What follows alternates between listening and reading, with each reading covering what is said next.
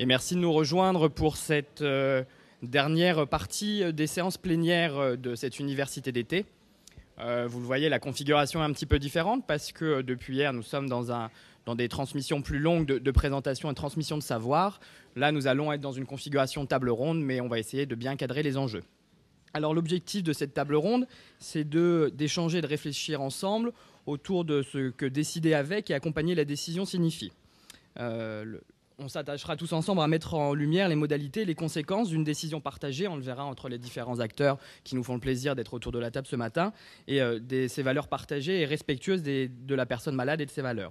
Alors nous l'avons vu depuis hier, à la fois à travers les séances plénières, à travers les ateliers et les discussions qu'on a pu avoir entre nous, que les équipes soignantes, les acteurs du médico-social rencontrent des difficultés. Au quotidien, les problématiques sont évidentes. Et là, sur cette table ronde, on va essayer de donner des exemples concrets du terrain, de mettre en avant les initiatives qui peuvent être mises en place avec les différents acteurs. Et je vais faire le lien avec la précédente intervenante. On va donc essayer de faire sauter les ponts d'incompréhension. C'était une jolie formule et on s'y attachera sur cette table ronde. On va disposer d'1h15, donc on va essayer de rythmer les choses. Les deux premières interventions seront des interventions de 15 minutes et se feront au pupitre. Et ensuite, on échangera entre nous. La première intervention, ça va être vous, Federico Parlemiti. Vous êtes juriste chargé de mission à l'association Monégasque pour la recherche sur la maladie d'Alzheimer. Et on va ensemble réfléchir autour de 3 questions qui, de prime abord, peuvent paraître très simples, mais qui vont permettre de bien cadrer les enjeux, de discuter des premiers concepts.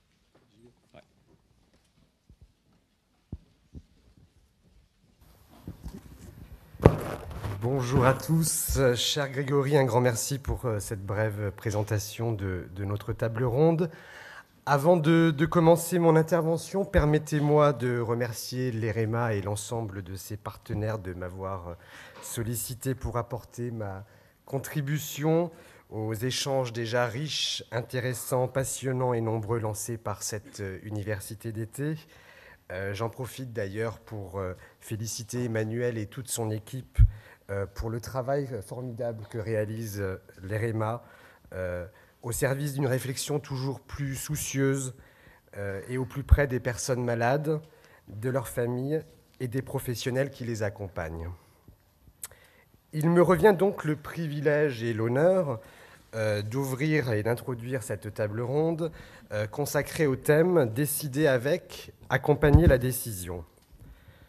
Afin de tenter de cadrer le débat qui va suivre et d'en dégager les principaux enjeux, permettez-moi de vous faire partager quelques réflexions préalables que m'inspire cette thématique.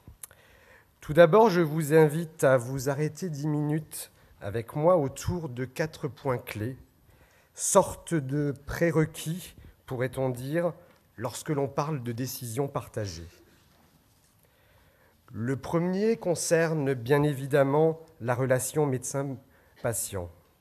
Je ne m'étendrai pas davantage sur le passage d'un modèle traditionnel dit paternaliste à celui posé par notre droit actuel et qui tend vers davantage de réciprocité. On pourrait dire qu'effectivement est ainsi révolu le temps de celui qui sait, le praticien, face à celui qui subit, le patient. Le devoir du professionnel d'informer la personne s'est transformé en un véritable droit pour le patient d'être informé.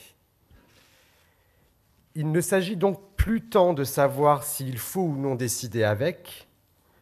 Le droit nous rappelle d'ailleurs que même lorsque la personne est sous un régime de tutelle, son accord relatif aux questions qui touchent à sa personne est nécessaire, comme nous le rappelait tout à l'heure Anne Caron d'Église. C'est bien le comment décider avec qui nous préoccupe ce matin.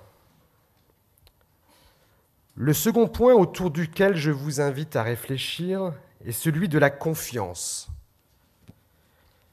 Confiance de la personne à l'égard du professionnel, confiance du professionnel vis-à-vis de la personne, une personne que l'on apprend à connaître par étapes, une confiance qui se construit, qui se tricote, une confiance qui ne s'impose pas, qui ne se décide pas, qui ne se choisit pas, qui ne se décrète pas, mais qui s'installe parce que les parties acceptent au fur et à mesure de faire alliance. Alliance avec la personne malade, bien évidemment, mais pas seulement. Alliance avec les autres professionnels que l'on tisse au-delà de son territoire, au-delà de ses compétences et de ses prérogatives. Alliance avec l'aidant, souvent, mais qui s'avère parfois difficile lorsque celui-ci a lui-même besoin d'aide.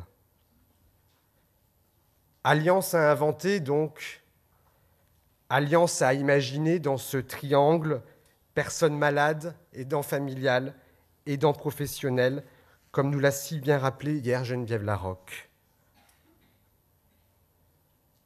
Troisième prérequis, et cela a déjà été dit hier à plusieurs reprises, à la fois en session plénière que dans les ateliers, la question de la temporalité.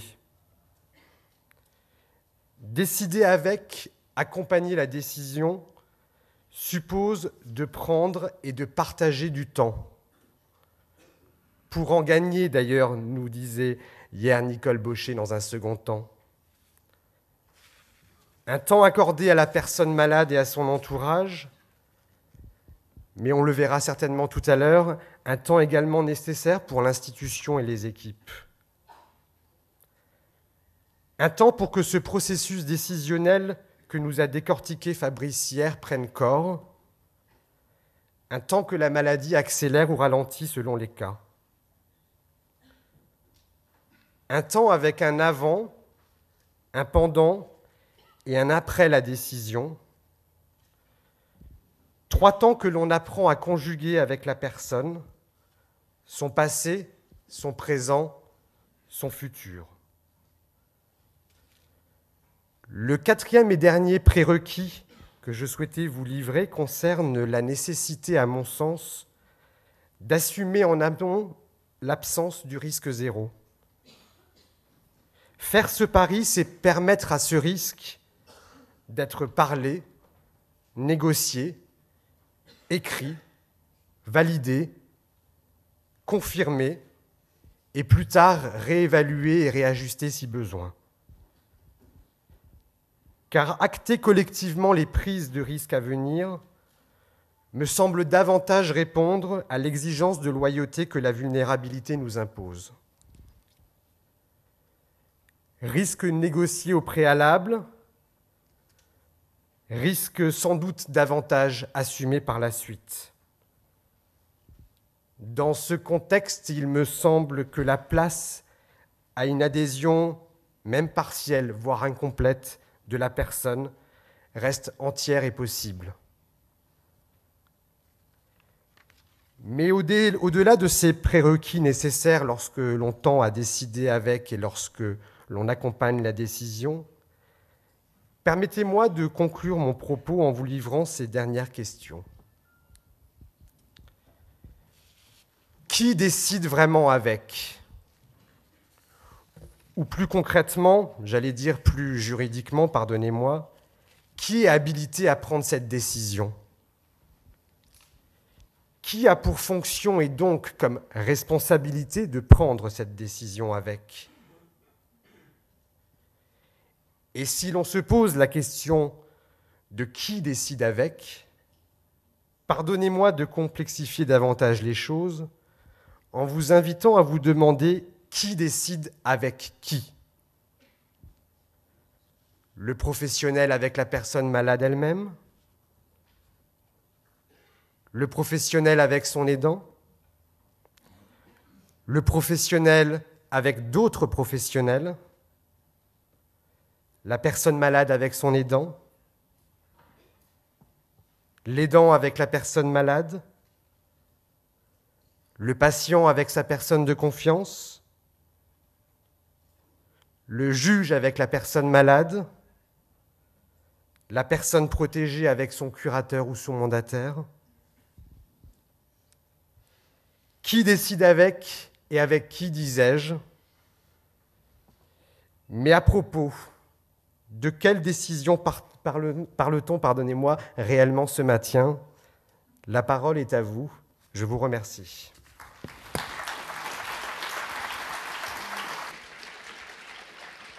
Merci beaucoup Federico. Donc on va retenir ces quelques questions et on va tâcher sur les différents acteurs d'y répondre au fur et à mesure de la table ronde.